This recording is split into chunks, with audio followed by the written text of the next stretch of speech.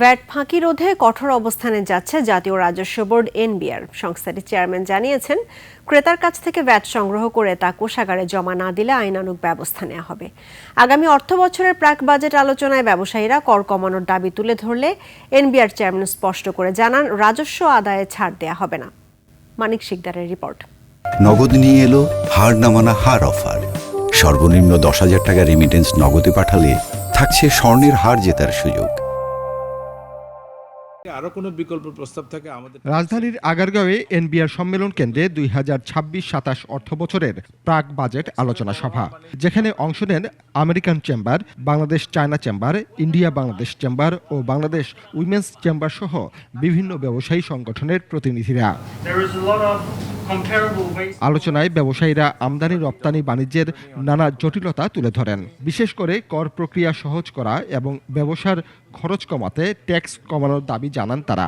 Garments বন্ধ, হাতিলের বাইরে যাওয়াতে তার 50টা শোরুম ইন্ডিয়া বন্ধ।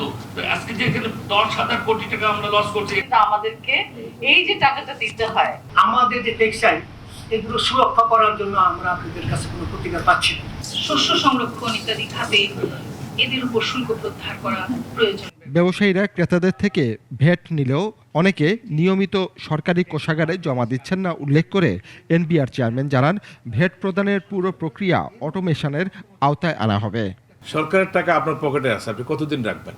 1 মাস পর পর আমরা বলছি আপনি জমা দিয়ে দেন।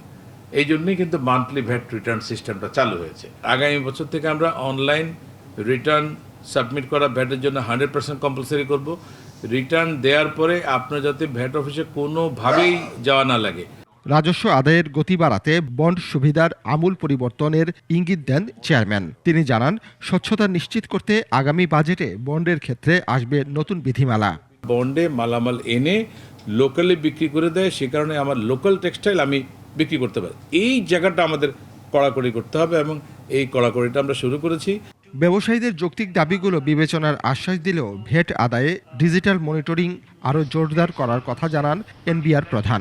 যখন আমাদের এই সিস্টেমগুলো ঠিক হয়ে যাবে, মিসইউজটা বন্ধ হবে। মানিক শিকদার, 21 টেলিভিশন, ঢাকা।